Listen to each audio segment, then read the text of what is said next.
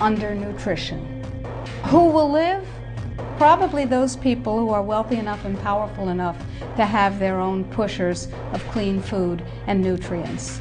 So we need your help, because the United States leadership is what's going to literally save the population of the planet. The UN has put out dozens of public documents where they're calling for an 80% world population reduction. In fact, at the Beijing Women's Conference, the World Conference, back in 1997, the head of the UN Food Program said, "We will use food as a weapon against the people."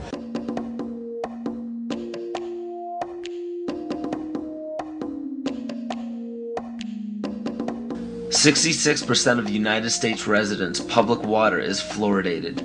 It is known to have tremendous effects on bone cancer, joint problems, bone weakness, lowered estrogen and testosterone levels, and dental fluorosis, which is yellowing of the teeth and pitting in the enamel.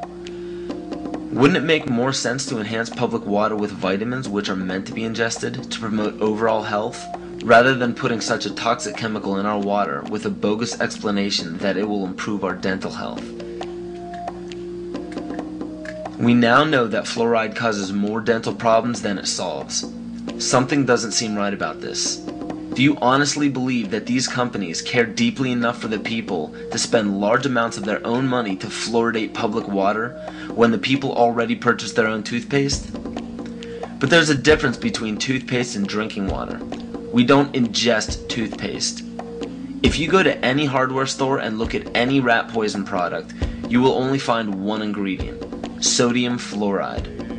It is the most toxic ionic molecule outside of potassium dichromate. Now Dannon, along with other companies, have begun fluoridating bottled water. It is becoming increasingly difficult to get away from. And the fact that fluoride is also used in many prescription antidepressants shows that it eliminates aggression and motivation in people. Fluoride, to my knowledge as a physician, has absolutely no biological benefit whatsoever.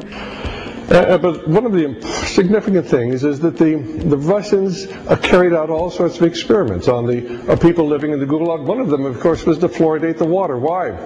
You fluoridate the water, why people are not as aggressive as they ordinarily would be. In fact, what is the active ingredient in Prozac that is so widely distributed in America today? Well, it's a fluoride compound. And now, we are finding that public water nationwide is showing up with arsenic, lead, cadmium, and thermonium, which is a radioactive form of lead. Cancer, lowered sex drive, birth defects, sedation, and brain defects. Does this not sound like a wonder drug for anyone aiming to control a population? It's quite astonishing, Paul, the degree to which environmentalists have not been educated about fluoride.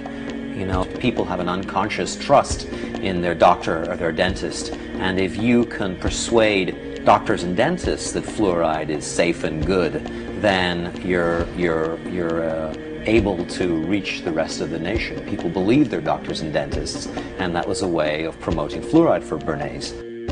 Fluoride was killing their cattle, destroying their crops. Fluoride given to rats had produced bone cancer and liver cancer, and that those results had been doctored to make it look as though fluoride hadn't caused as much cancer.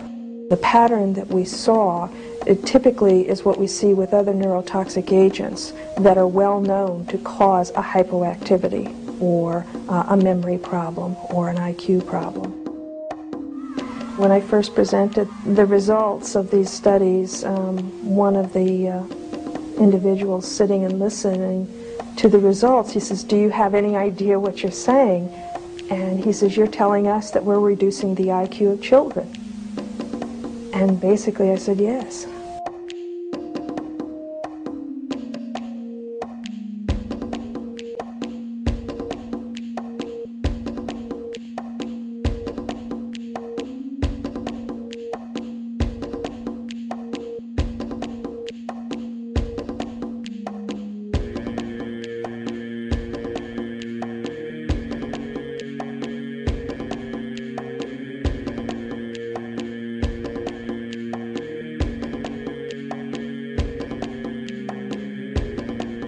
Aspartame.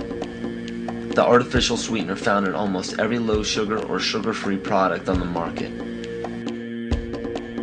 First of all, aspartame is made up of three things: methanol, which of course is what produces blindness, aspartic acid, and phenylalanine. These are all poisons. Aspartic acid, of course, produces brain lesions. This was known back in the early 1970s. Methanol produces blindness. Phenylalanine is what you see in the brain, and in high dosage it produces trauma. We're not making this all up. The FDA did publish back in, I think it was the 80s, they did publish the 92 potential side effects of aspartame. And they do, these side effects are quite, are extremely serious. Things like dizziness, problems with balance, abdominal pain and cramps, changes in vision, seizures and convulsions, etc., etc. So the nervous system seems to be one of the areas that's most affected. So we see people have difficulty thinking. They feel like they're walking around in a cloud or a fog. Yet despite all of these harmful effects, Donald Rumsfeld pushed it out into the stores in over 5,000 products when he was CEO of Searly, the company that manufactured aspartame.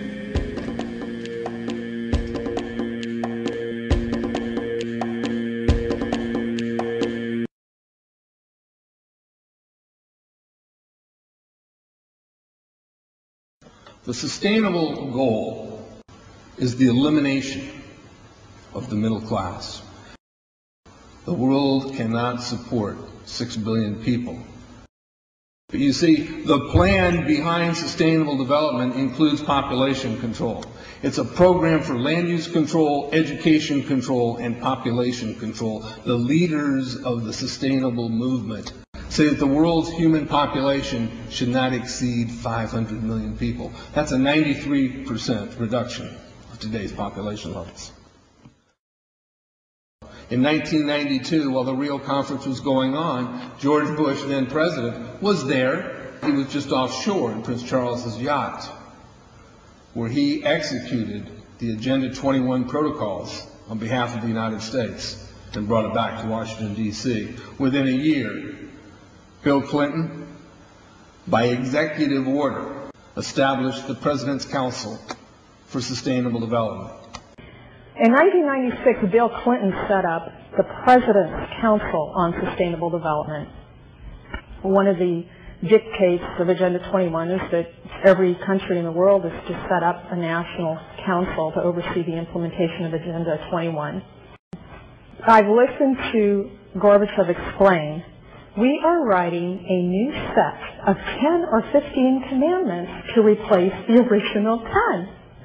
Which one of the 10 do you think these guys don't like? Thou shalt not lie, thou shalt not steal, thou shalt not covet. Because I'll tell you what, these people have lied to us. They're in the process of stealing all of this nation's natural resources, and they covet everything you have left.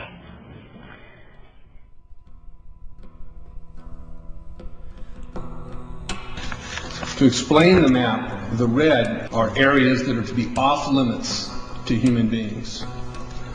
If you live there, you won't. The yellow areas are the areas for major control of all human activity. If you live there, you won't. The black dots are the smart growth zones. That's where human beings are to be stacked and packed in small living units along rail tracks. The Smart Growth Program ultimately has jobs assigned and children cared for by the state.